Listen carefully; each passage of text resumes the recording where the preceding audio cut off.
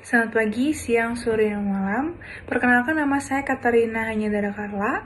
Di sini saya dari kelompok 2 akan menjelaskan tentang materi mengelola perubahan dan inovasi. Dan untuk yang pertama, saya di sini akan menjelaskan bagaimana definisi dari perubahan. Jadi, perubahan adalah proses di mana sesuatu menjadi berbeda dari keadaan sebelumnya. Nah, ini tuh bisa terjadi secara alami atau direncanakan.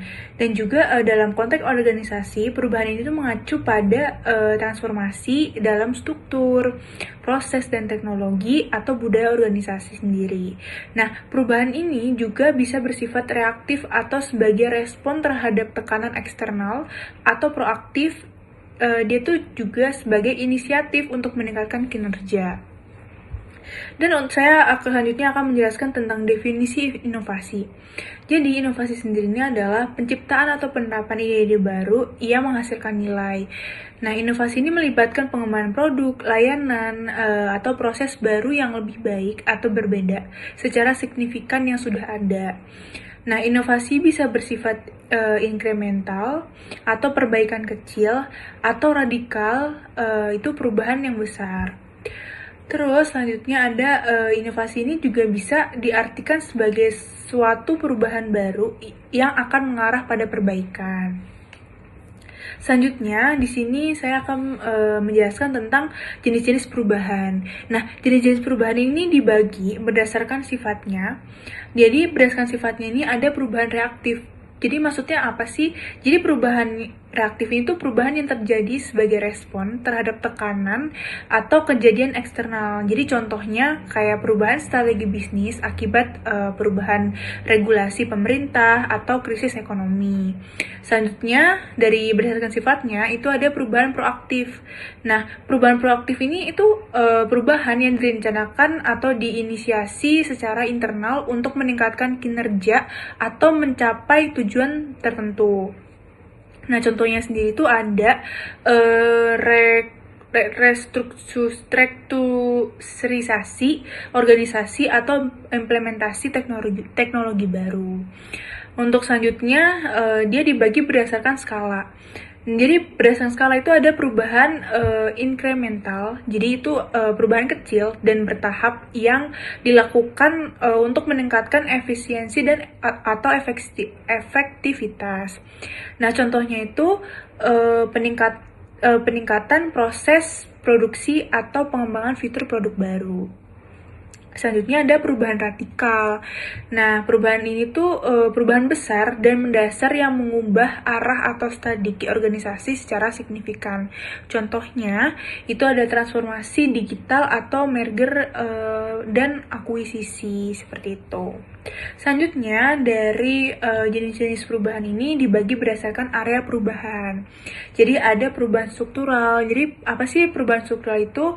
Jadi dia tuh melibatkan perubahan dalam struktur organisasi seperti perubahan hierarki, departementalisasi, terus ada juga atau rentang kendali. Terus selanjutnya ada perubahan teknologi. Dia tuh melibatkan penerapan teknologi baru dalam proses bisnis, produk, dan layanan seperti itu. Selanjutnya ada perubahan budaya. Nah, dia tuh melibatkan perubahan nilai, norma, dan perilaku dalam organisasi. Terus yang terakhir dari jenis perubahan ini berdasarkan area perubahan tuh ada perubahan personel. Jadi dia melibatkan perubahan dalam sikap, keterampilan, atau perilaku karyawan, seperti itu. Selanjutnya, ada jenis-jenis inovasi. Nah, jenis-jenis inovasi ini juga bisa dibagi berdasarkan jenis produk atau layanan. Yang pertama ada inovasi produk. Apa sih inovasi produk ini? Jadi dia tuh pengembangan produk atau layanan yang baru, yang lebih baik atau berbeda dari yang sudah ada. Selanjutnya ada inovasi proses. Nah, inovasi proses ini adalah pengembangan metode atau proses baru untuk meningkatkan efisiensi atau efektivitas operasional seperti itu. Selanjutnya ada inovasi model bisnis. Inovasi model bisnis ini adalah pengembangan model bisnis baru untuk menciptakan nilai atau menghasilkan pendapatan. Selanjutnya dibagi berdasarkan tingkat kebaruan.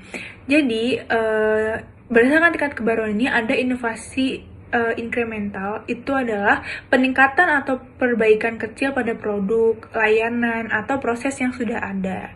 Selanjutnya ada inovasi radikal. Jadi inovasi radikal ini adalah pengembangan produk, layanan, atau proses baru yang benar-benar berbeda dari yang sudah ada, dan dia menciptakan pasar baru, seperti itu.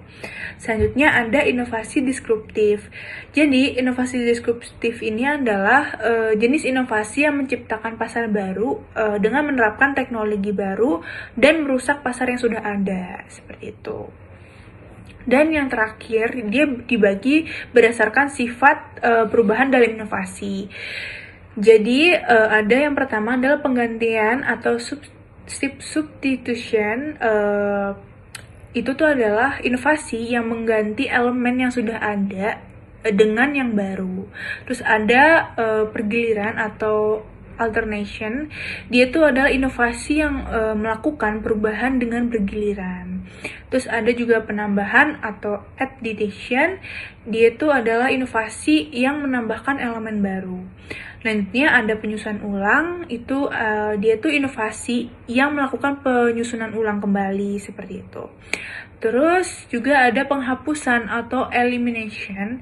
Dia itu inovasi yang melakukan penghapusan elemen yang sudah ada.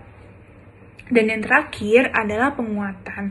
Nah, penguatan itu adalah inovasi yang melakukan penguatan dalam kegiatan dalam inovasi dalam organisasi tersebut. Sekian dari penjelasan saya dari definisi perubahan dan inovasi serta jenis-jenis perubahan dan inovasi. Selanjutnya akan dijelaskan oleh teman saya. Selanjutnya adalah proses umum dalam mengelola perubahan. Menurut dari penelitian A Model for Change in Business Government and Our Community by Prosci Learning Center Publication, di mana dalam penelitian tersebut membagi 4 subbagian dalam mengelola perubahan di suatu perusahaan. Yang pertama adalah identifikasi kebutuhan perubahan. Perubahan dalam perusahaan harus dimulai dengan analisis kebutuhan. Nah, analisis kebutuhan itu seperti apa? Yang pertama adalah pastel analysis, di mana melakukan analisis terhadap faktor-faktor eksternal dari perusahaan itu sendiri. Dan yang kedua adalah SWOT analysis yang sering digunakan ketika kita ingin melakukan analisis lebih dalam mengenai suatu permasalahan. Dan yang ketiga adalah gap analysis. Nah, contohnya seperti ini. Misalnya, ada perusahaan melihat bahwa teknologi digital semakin berkembang dan pelanggan lebih menyukai layanan berbasis aplikasi. Nah, dari kesimpulan tersebut, kita bisa menarik bahwa perlu adanya transformasi digital dalam layanan perusahaan terhadap konsumen. Yang kedua adalah perencanaan strategi perubahan. Perubahan yang sukses membutuhkan strategi dan sinergi yang berbasis atau terpusat atau strategi dengan baik. Nah, dalam pendekatan itu terbagi menjadi pendekatan top down dan bottom up. Nah, maksudnya gimana? Apakah perubahan dipimpin oleh manajemen atau melibatkan seluruh karyawan? Dan kedua adalah change agents, yaitu menunjuk individu atau tim yang bertanggung jawab untuk memimpin perubahan. Nah, biasanya dalam change agents itu sering menggunakan gap analysis.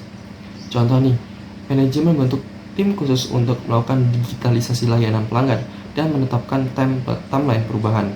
Nah, biasanya ketika kita ingin melakukan digitalisasi layanan, biasanya manajemen akan menunjuk seperti tim-tim sistem informasi untuk mengembangkan software ataupun UI UX mengenai bagaimana pendekatan digital terhadap untuk memaksimalkan utilitas pelanggan atau konsumen. Yang ketiga adalah pelaksanaan perubahan. Nah, pada tahap ini perusahaan mulai menerapkan perubahan dengan berbagai cara. Salah satunya adalah komunikasi yang efektif, menghindari resistensi dengan komunikasi yang jelas, dan mengenai manfaat perubahan. Kedua adalah melatih pengembangan. Nah, dalam ini di mana menyediakan program pelatihan bagi karyawan agar siap menghadapi sistem baru. Ketiga adalah pilot testing, seperti mencoba perubahan dalam skala kecil sebelum diterapkan secara luas. Contoh nih, manajemen membentuk tim khusus untuk melakukan digitalisasi layanan pelanggan dan menetapkan timeline perubahan. Contohnya adalah perusahaan mulai menerapkan sistem e-commerce secara tahap di beberapa cabang sebelum peluncuran penuh. Yang terakhir adalah evaluasi dan penyesuaian strategi. Perubahan harus terus dipantau dan dievaluasi dengan berbagai cara. Yang pertama adalah Key Performance Indicator atau KPI, yaitu mengukur efektivitas perubahan. Dan kedua adalah Feedback Loop, yaitu mengumpulkan masukan dari karyawan hingga pelanggan untuk perbaikan atau evaluasi kinerja dari perubahan itu sendiri. Yang terakhir adalah Continuous Improvement atau Kaizen Approach, yaitu menerapkan perbaikan secara keberlanjutan berdasarkan evaluasi. Nah, ini continuous improvement itu biasanya langsung gercep ketika ada mungkin saran atau kritikan ketika penyesuaian atau perubahan yang telah diterapkan itu sedikit membingungkan atau kurang memaksimalkan utilitas bagi konsumen maupun karyawan itu sendiri. Nah, contohnya, jika pelanggan mengalami kesulitan dengan sistem baru, maka perusahaan bisa menyesuaikan desain UI UX untuk meningkatkan pengalaman pengguna. Nah, model proses perubahan itu banyak banget. Salah satunya adalah Change Theory by Kurt Lewin.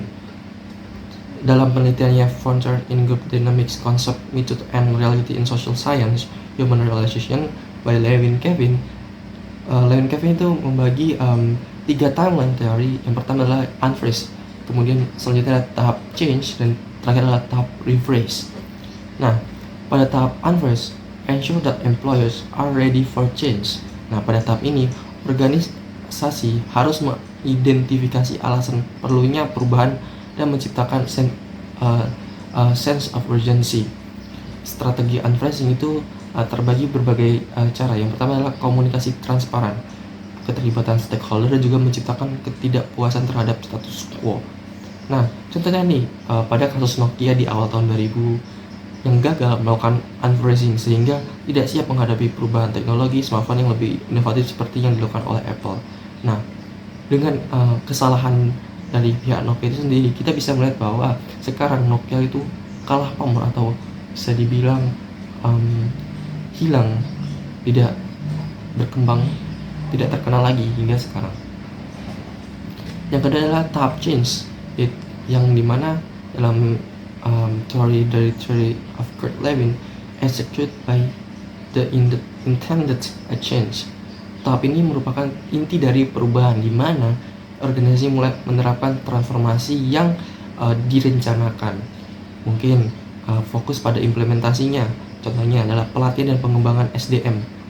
Dan yang kedua adalah uji coba atau pilot testing. Dan yang terakhir adalah quick wins, itu mengatasi hambatan barrier to change berdasarkan teori resistance by Lewin. Hambatan dapat berupa struktural, kultural, dan juga individu. Contoh nih, Starbucks sukses bertransformasi dengan mengadopsi digital payment dan aplikasi mobile untuk meningkatkan customer experience. Yang terakhir adalah reverse, ensure that the change become permanent.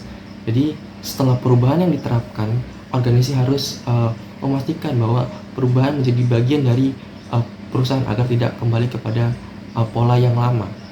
Nah, maksudnya gimana? Ketika perubahan itu telah diterapkan, perusahaan itu harus mampu menjadikan perubahan itu sebagai budaya kultur dari perusahaan itu sendiri. Banyak strategi pada tahap rephrasing. Contohnya adalah sistem insentif dan reward ketika salah satu agent dalam perusahaan tersebut berhasil memaksimalkan beradaptasi sehingga meningkatkan return dari perubahan yang telah diterapkan. Yang kedua adalah monitoring and feedback berkelanjutan. Dan ketiga adalah kultur organisasi yang adaptif. Contoh, Microsoft di bawah kepemimpinan Satya Nadella berhasil menerapkan budaya growth mindset yang menekankan pembelajaran dan inovasi keberlanjutan. Itu merupakan salah satu bentuk dari strategi rephrasing yang dimana perubahan itu sejalan dengan kultur budaya itu sendiri. selanjutnya adalah salah satu model dari menyusun perubahan yang dicetuskan oleh Kotter, di mana model ini dikenal dengan model X-step Kotter. Di sini tuh membagi 8 tahap-tahap model perubahan, mulai dari quick urgency, buat coalition, develop vision, communicate the vision, empower other to age, short-term wins, consolidate, and encourage change.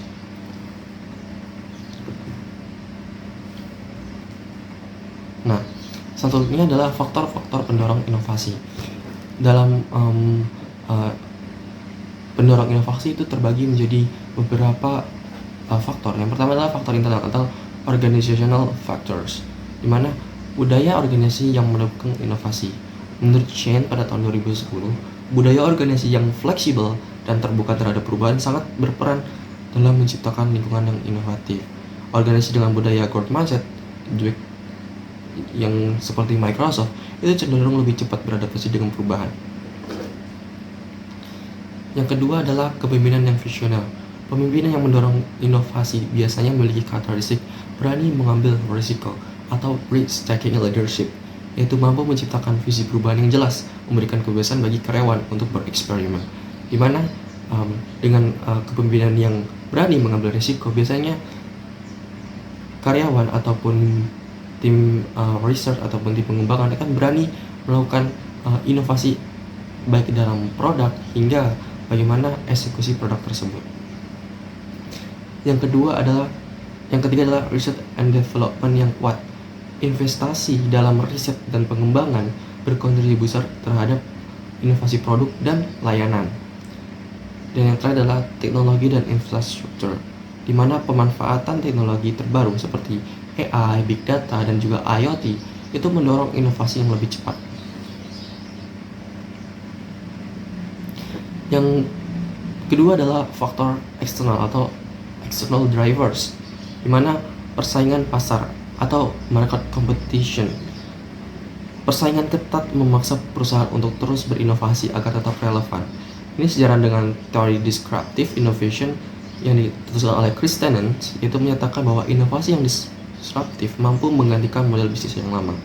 Ketika perusahaan dihadapkan dengan persaingan yang ketat, di mana banyak produk-produk yang baru dan memiliki pengembangan atau fitur-fitur yang lebih unggul dari pesaingnya, maka secara tidak langsung itu hasrat dari perusahaan itu ingin terus mengembangkan, ingin melakukan perubahan terhadap produknya itu sendiri.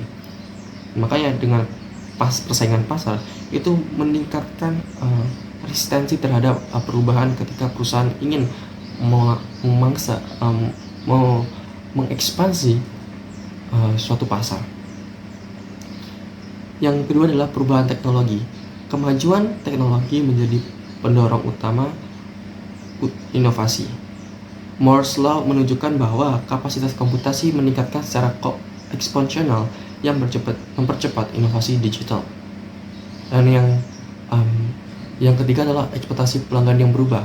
Konsumen semakin menuntut produk dan layanan yang lebih cepat dan mudah dan dipersonalisasi. Dan yang ketiga adalah globalisasi dan tren sosial. Globalisasi meningkatkan akses ke pasar baru, mendorong inovasi produk yang lebih sesuai dengan kebutuhan pasar global. Baik, selanjutnya saya Raisanda Putra akan menjelaskan mengenai hambatan dalam mengelola perubahan dan inovasi. Terdapat dua faktor, yakni faktor internal dan faktor eksternal. Di mana faktor internal sendiri, yang pertama kurangnya keterlibatan dalam karyawan, di mana karyawan tidak dilibatkan dalam pengambilan keputusan atau pada proses perubahan, sehingga mereka merasa tidak dihargai dan kurang termotivasi untuk mendukung sebuah perubahan tersebut.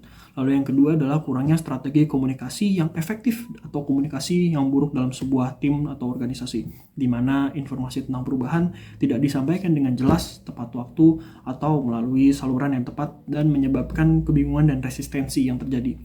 Lalu yang ketiga adalah perencanaan yang buruk untuk sebuah perubahan, di mana tidak ada rencana yang matang, termasuk tujuan yang tidak jelas, timeline yang tidak realistis, dan sumber daya yang tidak memadai, sehingga perubahan gagal diimplementasikan dengan baik. Lalu yang keempat, yakni kegagalan melibatkan karyawan dalam proses perubahan, di mana perubahan dilakukan tanpa mempertimbangkan masukan atau kebutuhan karyawan, sehingga muncul penolakan dan kurangnya dukungan. Yang kelima, yakni kurangnya dukungan manajemen terhadap perubahan, di mana pemimpin tidak menunjukkan komitmen yang kuat baik melalui kebijakan, sumber daya, atau contoh langsung, sehingga perubahan tidak dianggap serius oleh tim. Lalu selanjutnya, yang keenam yakni kurangnya komitmen untuk berubah, di mana perubahan tidak akan berhasil jika individu atau tim tidak memiliki tekad dan kesungguhan untuk menerapkannya. Tanpa komitmen, upaya perubahan seringkali setengah hati atau bahkan ditolak dan tidak akan terlaksana dengan baik. Lalu selanjutnya ini kurangnya dukungan manajemen terhadap perubahan, di mana perubahan itu membutuhkan dukungan aktif dari sebuah manajemen. Jika manajemen tidak terlibat atau tidak memberikan arahan yang jelas, inisiatif perubahan bisa kehilangan arah dan gagal diimplementasikan. Lalu selanjutnya ada pelatihan dan dukungan yang tidak memadai, di mana perubahan seringkali membutuhkan keterampilan baru. Jika karyawan tidak mendapatkan pelatihan yang cukup atau dukungan teknis yang diperlukan, mereka akan kesulitan beradaptasi, di mana menghambat keberhasilan perubahan. Yang terakhir, kurangnya dukungan kepemimpinan, di mana pemimpin memainkan kunci peran dalam menggerak perubahan. Tanpa visi, motivasi, dan keterlibatan pemimpin, perubahan tidak akan memiliki pendorong yang kuat sehingga mudah mengalami kegagalan dalam sebuah tim. Baik, selanjutnya masuk ke faktor internal, di mana ada 3 poin penting dalam sebuah faktor eksternal, yakni perubahan lingkungan, di mana perubahan eksternal seperti teknologi, pasar, atau preferensi konsumen yang cepat dapat menyulitkan organisasi untuk beradaptasi. Lalu ketidakpastian ini dapat menghambat perencanaan jangka panjang dan memaksa perusahaan untuk terus menyesuaikan strategi. Lalu poin yang kedua adalah tekanan persaingan, di mana persaingan yang ketat memaksa perusahaan untuk berinovasi, tetapi juga dapat menghambat perubahan jika organisasi terlalu fokus pada operasional jangka pendek. Lalu risiko kehilangan pasar atau ketertinggalan dari pesaing dapat memicu resistensi terhadap perubahan yang destruktif. Lalu poin yang terakhir yakni kebijakan pemerintah, di mana regulasi yang baru, pajak, kebijakan industri juga dapat berubah yang dapat menghambat fleksibilitas organisasi itu sendiri, di mana kepatuhan terhadap aturan yang kompleks tidak stabil dapat memperlambat inovasi dan menambah biaya implementasi perubahan. Selanjutnya yakni strategi dalam menghadapi hambatan, di mana strategi ini yakni yang pertama adalah komunikasi terbuka, di mana komunikasi secara terbuka ini dapat menciptakan transparansi dan dialog dua arah untuk mengurangi resistensi dengan mendengarkan keluhan, memberikan klarifikasi, dan melibatkan stakeholders dan karyawan dalam proses perubahan. Keterbukaan membantu membangun kepercayaan dan mengurangi ketakutan akan hal baru. Selanjutnya yakni membangun budaya inovasi dan peningkatan, di mana dengan hal ini dapat menciptakan lingkungan yang mendorong eksperimen, toleransi terhadap kegagalan, penghargaan terhadap ide-ide baru. Budaya ini juga memotivasi tim untuk terus beradaptasi dan melihat perubahan sebagai peluang, bukan sebuah ancaman. Lalu poin yang ketiga yakni memimpin dengan pola pikir inovasi, di mana pemimpin harus menjadi role model dalam menerima perubahan, berpikir kreatif, dan mendorong kemajuan. Sikap proaktif pemimpin akan menginspirasi tim untuk mengikuti nilai-nilai inovasi. Lalu selanjutnya ini memanfaatkan platform adopsi digital, di mana menggunakan teknologi digital seperti tools kolaborasi atau sistem manajemen perubahan untuk mempermudah transisi, meningkatkan efisiensi, dan memberikan data real-time guna memantau progres adopsi inovasi tersebut. Lalu selanjutnya yakni memanfaatkan tim kolaboratif, dengan membentuk tim lintas fungsi yang beragam keahliannya untuk mendorong solusi holistik, di mana kolaborasi ini dapat mengurangi risiko dan memungkinkan pertukaran ide yang mempercepat sebuah adaptasi.